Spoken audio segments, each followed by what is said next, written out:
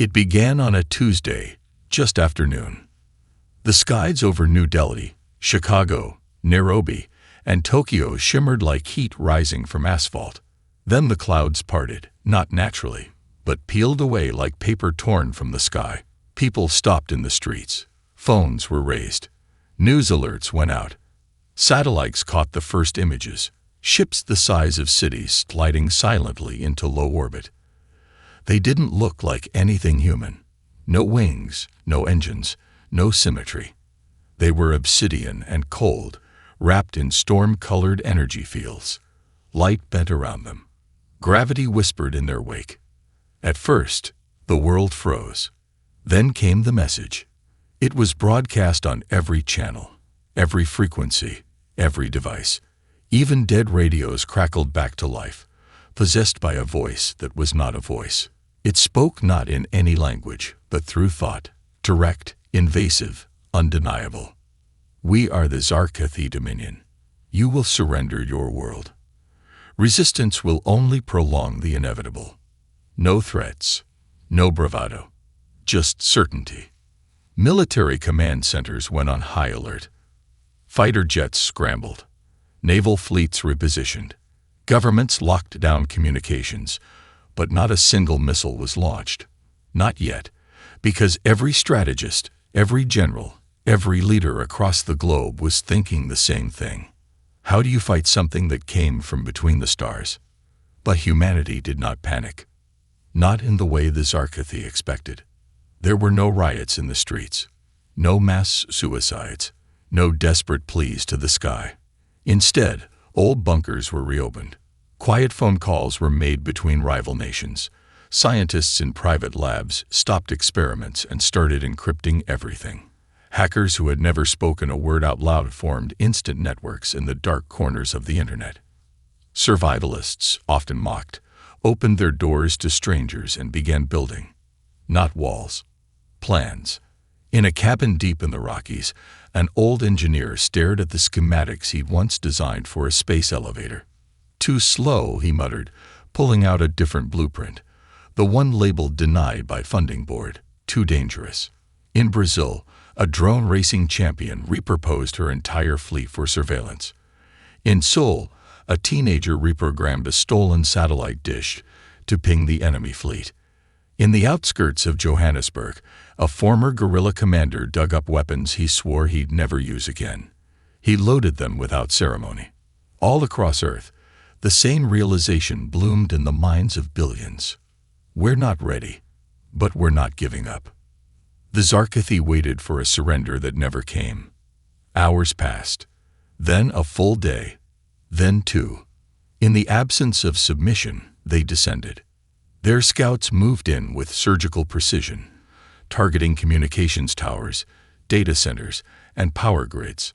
Their goal wasn't destruction, it was domination. But as they touched down in the first major city, they found silence. Not fear. Preparation. The first trap didn't just destroy one scout ship, it broadcast a message back through their network. We heard you.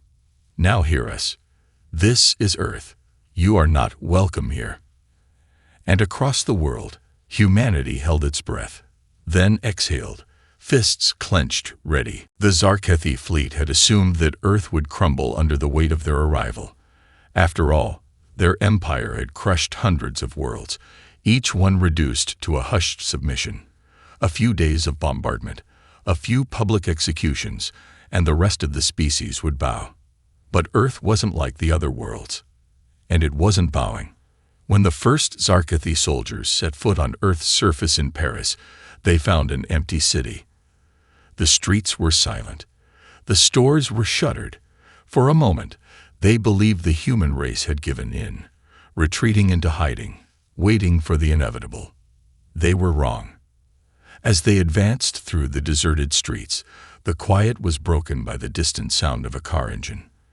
The soldiers turned, their weapons raised, but they saw nothing. It wasn't until the ground beneath them rumbled that they realized something was wrong. A row of parked cars suddenly shot forward, controlled by no visible driver, as they slammed into the alien soldiers with brutal precision. Explosions lit up the city blocks as improvised bombs detonated from the alleyways. This wasn't the chaos they expected. This was coordinated fury.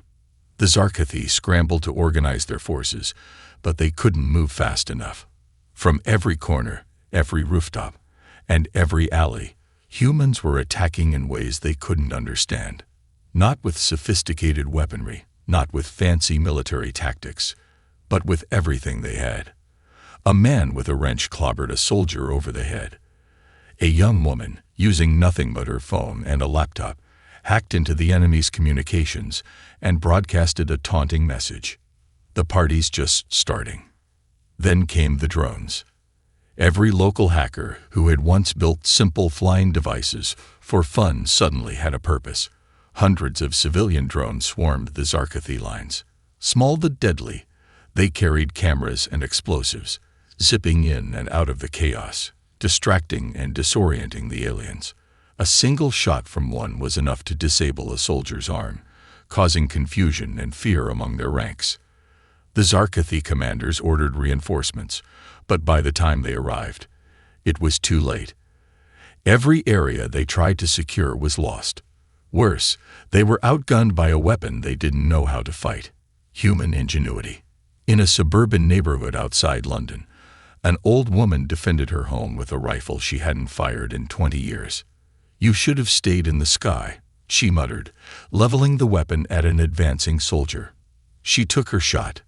In a university lab in Canada, students scrambled to rewire damaged drones into weapons. A bomb made from a few bottles of chemicals and a circuit board sent the aliens scattering. "We're not letting you take this," one student yelled as she watched the fireball bloom. On the streets of Moscow, a group of teenagers who'd never seen a real battle set up crude barricades and tossed makeshift grenades at the alien invaders. They didn't flinch. They didn't hesitate. To the Zarkathi, it was incomprehensible.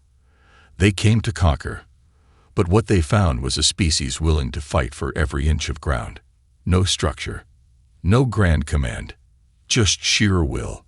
And when the invaders tried to push forward, they didn't face an army of soldiers.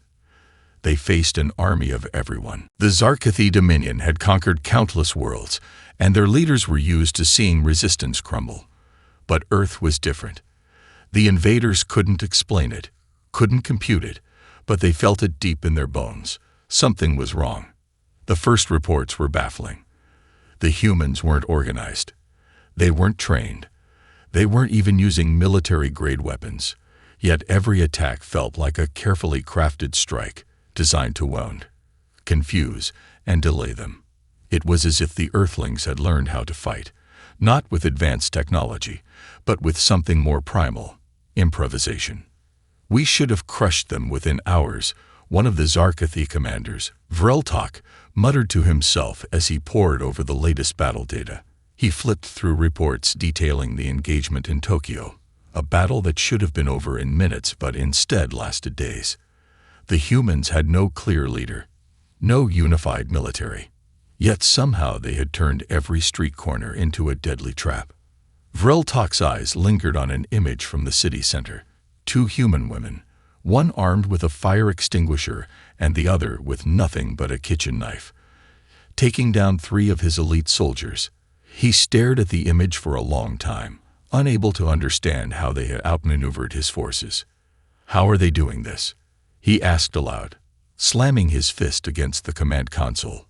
The response came in a low, unsettling voice from his second-in-command. "They fight like they're possessed. But they're not. They're thinking." The word thinking seemed to hang in the air like an accusation. Humans weren't supposed to think this much. They were supposed to panic, to be broken by the weight of the invaders. But this planet, their people, were resistant. Every skirmish, every ambush, every counterattack taught them something new. It was as if they were learning faster than the Zarkathi could adapt. One of Vreltok's officers, a veteran of dozens of campaigns, turned pale as he scanned a transmission from the southern hemisphere. "They're not just fighting us with weapons. They're using our own communications against us. They're rerouting signals, intercepting our messages." Vreltok's mandibles twitched in frustration. Impossible. How can they hack into our encrypted systems without proper knowledge? This species can barely grasp interstellar communication. His officer didn't have an answer. The situation was becoming more dire by the day. Outposts were falling. Their fleet was losing control of orbit. The Zarkathi began to see patterns where none should have existed, tactics that should have been beyond the humans' capability.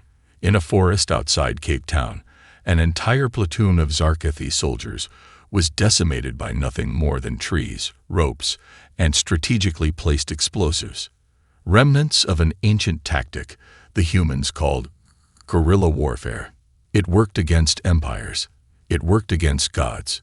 It worked against them. Vreltok stood up abruptly.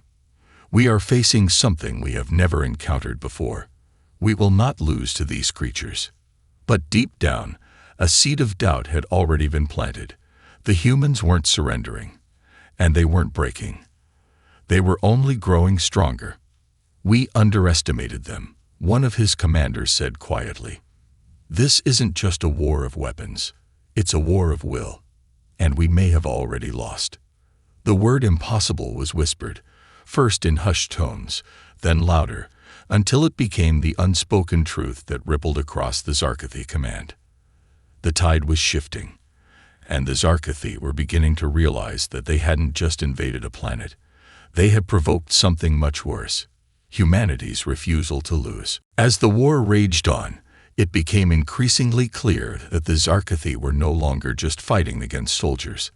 They were fighting against an entire species, united not by command, but by something far stronger: purpose. The Zarkathi had come to Earth expecting to face a population of frightened, disoriented beings, cowering in the face of superior technology. What they encountered instead was something they had never anticipated: a species that fought not for survival, but for something far more personal. It was in the quiet moments between the chaos, the ones the invaders didn't see, that the true strength of humanity revealed itself. On the outskirts of Berlin, a former teacher turned resistance fighter shared a cup of tea with her comrades before heading out for another raid. We fight not just because they threaten our lives, she explained, her voice calm yet firm, but because they threaten the lives of those who can't fight. She gestured to the children gathered around a makeshift camp. Our duty is to them. That's why we'll win. Meanwhile, in the ruins of Shanghai, a group of elderly women formed a support network. They weren't trained fighters, but their knowledge of local geography and old-world tactics made them invaluable. They knew how to hide, how to endure, how to survive. They weren't afraid to sacrifice their own safety if it meant protecting the younger generations. They were the keepers of humanity's collective memory, and their wisdom became a weapon. Back in New York City, a former street racer who'd lived his life on the edge now used his skills to outmaneuver Zarkathi patrols. He wasn't afraid of death, not anymore. He drove, not to escape, but to make a statement. Humanity would not be erased without a fight. Each of these individuals and countless others understood what the Zarkathi could not. To be human is to choose to keep going, no matter the odds. The Zarkathi underestimated this persistence. As the months dragged on, the human resistance didn't slow down. In fact, it only grew more organized, more efficient. Humans adapted to every challenge, learning from their failures and using them as fuel to push forward. A squad of teenagers hacked into a Zarkathi communication hub and broadcasted a message to the invaders. We're not here to beg for mercy. We're here to make sure you know why you should be afraid of us. In every corner of the world, humans found ways to resist. They took down drones with homemade EMP devices. They sabotaged supply lines. They used their knowledge of the environment to set traps. Traps that the Zarkathi, with their advanced technology, still couldn't avoid. They fought with what they had, and what they had wasn't much, but it was enough. The Zarkathi were powerful. They were technologically advanced, disciplined, and ruthless. But they could not comprehend the one thing that made humanity so dangerous: the relentless, unyielding force of the human spirit. It wasn't that humans had a greater will to live than the Zarkathi. It was that they had a will to live for something. For families. For freedom. For the future. And that was a force the invaders couldn't match. The Zarkathi commanders, sitting in their high-tech war rooms, couldn't understand how this ragtag, disorganized resistance was turning the tide. The attacks didn't make sense. The patterns didn't add up. But they were learning too. Just as humanity had adapted to their invasion, so too were the Zarkathi beginning to adapt to the fact that they were facing something far stronger than they had ever faced before. The Zarkathi were used to victory. It was an expectation, not a possibility. In their long history of conquest, they had never encountered a species quite like humanity. And now, they were realizing just how much that ignorance had cost them. It was a simple attack. On the surface, an insignificant operation. But for the first time, since the Zarkathi set foot on Earth, they were forced to acknowledge a harsh truth. The balance of power had shifted. In a remote region of the Amazon, humans intercepted one of the Zarkathi's key supply convoys. But this was no ordinary raid. The attack was a coordinated strike by independent resistance cells who had been building alliances in secret. It wasn't just about destroying the convoy. It was about sending a message. The Zarkathi had cut off Earth's communications. They had bombarded the cities. They had attempted to break humanity's spirit. But now, humanity was sending its own message back, and it was loud. Across the world, the same pattern unfolded. Human cells working together without any central command, without a unified military force, launching precise operations. The Zarkathi had underestimated Earth's decentralized nature. There was no one leader to target, no singular decision-maker to disrupt. Instead, they were forced to face a global rebellion that moved like a storm, disorganized, unpredictable, and relentless. At the heart of the war, in the remnants of the former United Nations, humanity's leaders convened, not to negotiate surrender, but to plan. The old world's politics were gone, but something else had taken its place, a coalition of Earth's strongest minds and the most battle-hardened survivors. There was no longer a need for diplomacy or appeasement. It was simply a matter of survival. And they were starting to win. An entire city block in Melbourne was retaken, not by soldiers, but by civilians who used the knowledge they had once applied to everyday life. Architecture, engineering, technology, to outsmart their invaders.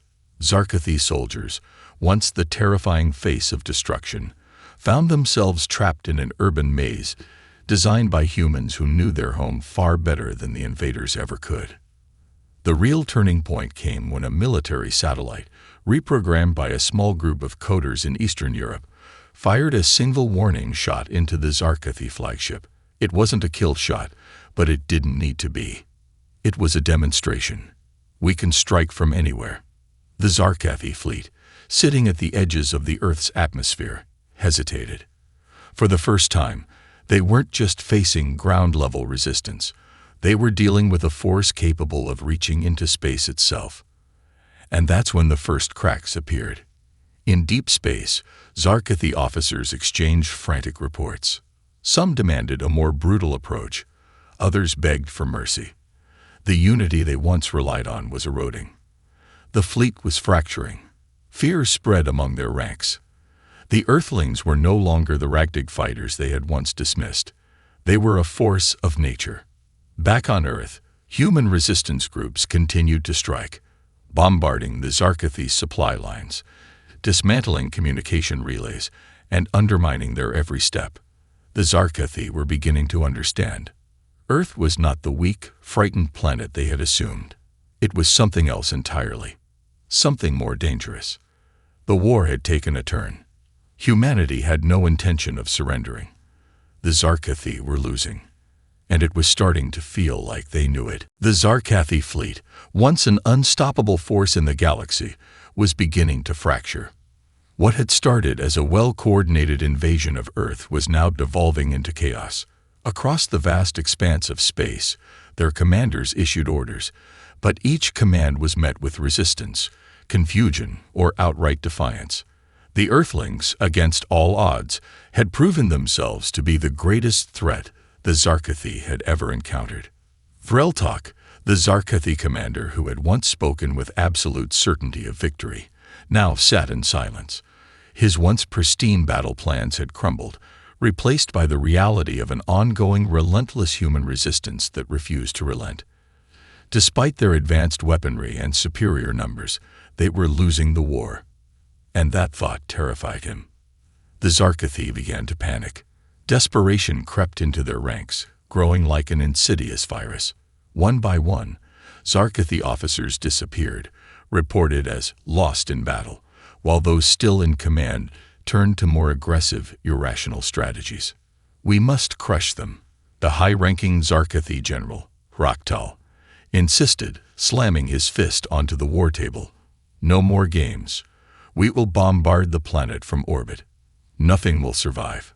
Not their cities, not their people. Nothing." But Vreltok disagreed, even if he feared admitting it. The Zarkathi had already bombarded Earth, destroying buildings, cities, and entire regions. Yet the humans had rebuilt. They had adapted, as they always did. The last thing the Zarkathi could afford was further destruction. That would only make Earth more determined to fight back. "They will only rise from the ashes," Raktal, Vreltok muttered, his voice almost drowned in a mix of defeat and frustration. "We cannot afford to destroy what we've come to conquer. If we continue with this, the war will never end." But Raktal was too far gone. "Then we'll wipe them out in one final strike. They are just animals, after all. They won't be able to defend themselves against us for much longer." As Raktal issued orders to prepare for orbital bombardment, a shadow loomed over their fleet. In the quietest corners of the war room, it was whispered that the Zarkathi had underestimated not just Earth's resistance, but its resolve. Back on the ground, humans were no longer merely defending. They were now taking the fight to the Zarkathi. All over the globe, humanity's ingenuity blossomed into full force. Former military strategists, engineers, and civilians, people from every corner of society, now worked together in unison. They had learned from their past mistakes. They were no longer just reacting. They were anticipating. In the ruins of what had once been the capital of the Zarkathi occupation, a new type of war began. With every new strike, humans not only destroyed alien technology, but they began to piece it together. They learned to reverse engineer Zarkathi weapons. They infiltrated their fleet, rerouting systems to track vulnerabilities. Every battle became a lesson, not just in surviving, but in advancing. Humanity was no longer fighting to exist. They were fighting to win. And as the days passed, the Zarkathi began to realize they were no longer fighting just a species. They were fighting a force that couldn't be stopped. The war had reached a turning point. The Zarkathi, who had once dominated the skies and the battlefield, now found themselves scrambling to hold on to what little control they had left. Earth's resistance was no longer just a nuisance. It had become a threat that demanded their full attention. Every move the Zarkathi made, every strike they initiated, was met with greater force, greater ingenuity. Humanity had evolved from desperate survival to a calculated, coordinated effort. The tipping point came when an unlikely group of survivors, an underground coalition of former military tacticians, scientists, and engineers, managed to infiltrate a heavily guarded Zarkathi command ship. Using nothing but stolen Zarkathi technology and a decade of human ingenuity, they breached the ship's defenses. Inside, they planted a virus, an artificial intelligence program designed to take over the Zarkathi's communication network. It was a gamble, a long shot, but it worked. The virus spread like wildfire, wreaking havoc on the Zarkathi's operations. Their communication systems went dark. Coordinated assaults turned into disjointed, scattered skirmishes. Their ships, once operating in flawless synchrony, began to malfunction. Small victories from the human resistance became larger wins as confusion spread through the Zarkathi ranks. It wasn't just that humanity had learned to use their weapons, they had learned to disrupt the very fabric of Zarkathi warfare. Meanwhile, On the front lines, the humans were pushing back harder than ever. A counteroffensive that started with small sabotage operations quickly turned into full-fledged battles. In South America, a group of resistance fighters ambushed a Zarkathi transport convoy. They didn't just disable the convoy, they captured it, learning the locations of several high-value Zarkathi installations in the process. In Europe, former military officers commandeered an old base and began to train civilians in combat tactics. They weren't just defending anymore. They were launching organized, strategic attacks. And with every victory, the morale of the Zarkathi fleet began to crumble. Vreltok, still commanding from orbit, stared at the live feed of the battle below. It was chaotic, disorderly. His forces were scattered. The humans had fought tooth and nail to reclaim their cities, their homes. And now, they were taking back territory that had once been completely under Zarkathi control. He clenched his fists, feeling the weight of defeat press down on him. "We cannot lose this battle," he muttered to himself, but his voice lacked conviction. He knew what the humans had: unity. They were a species that fought with everything they had, for everything they loved. It wasn't about just survival anymore. It was about something more. But for the first time, the Zarkathi were no longer in control of the narrative. Vreltok's desperation had driven him to take more extreme measures, flooding entire regions with chemical warfare, deploying their most brutal soldiers, and even threatening Earth's remaining resources. He knew it was a last-ditch effort, but he had no choice. Yet, as he looked at the chaos unfolding below, he realized the inevitable truth. The humans had found their strength in the darkness, and they were no longer afraid. The tide had turned. And now, the Zarkathi were the ones fighting to survive. The final battle had arrived. After months of resistance, guerrilla warfare, and insurmountable odds, humanity's moment of reckoning had come. The Zarkathi, despite their overwhelming numbers and technology, had been pushed to the brink. The Earth's resistance had outlasted every attack, outsmarted every strategy, and taken back territory piece by piece. But the Zarkathi, unwilling to accept defeat, prepared for one last strike, a desperate attempt to end the war. Vreltok, standing in the control room of the Zarkathi flagship, could feel the weight of the decision pressing down on him. His fleet was broken, his soldiers exhausted, and the galaxy was watching. There would be no surrender, no retreat. The Zarkathi would either obliterate Earth and reclaim what they had lost, or they would burn in the process. On the ground, the humans knew what was coming. The final Zarkathi assault had begun, a bombardment that would wipe out the last of the human strongholds and leave Earth in ruins. But humanity had something the Zarkathi didn't: resolve. The leaders of the human resistance gathered in a bunker beneath the ruins of what had once been Washington, D.C. The world was fractured, the cities shattered, but the people of Earth stood united. They weren't just fighting to survive anymore. They were fighting for the future of their species, the future of their children, their history, and their home. "No more hiding," the former teacher turned resistance leader declared, her voice steady but full of fire. "No more running. We take the fight to them." Across the globe, coordinated attacks began.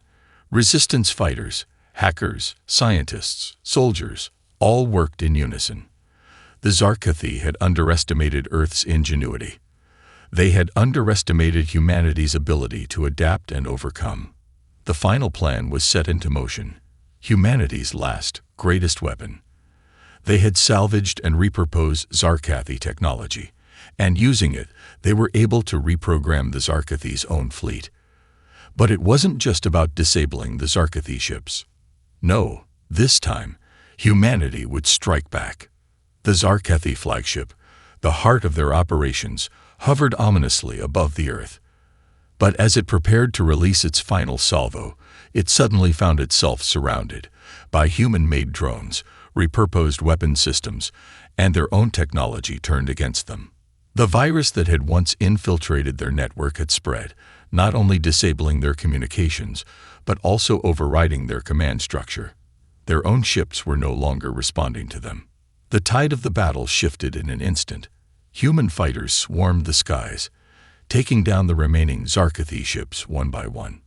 On the ground, resistance forces launched their final offensive, retaking the last major Zarkathi strongholds in a series of brutal, relentless assaults. There was no retreat. There was no surrender. Earth's people had come together for this moment. And it was over. Vriltok, watching from the bridge of his failing flagship, realized too late what he had overlooked. The humans had not just fought to win. They had fought to survive. And in doing so, they had defeated the Zarkathi, not with superior weapons, but with something far more powerful, their will.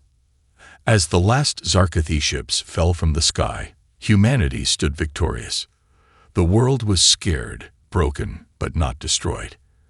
And in the ashes of war, Earth began to rebuild, not as a fractured world, but as a united force, stronger and more determined than ever. The invaders had learned a harsh truth. Never underestimate the strength of those who fight for more than just their lives.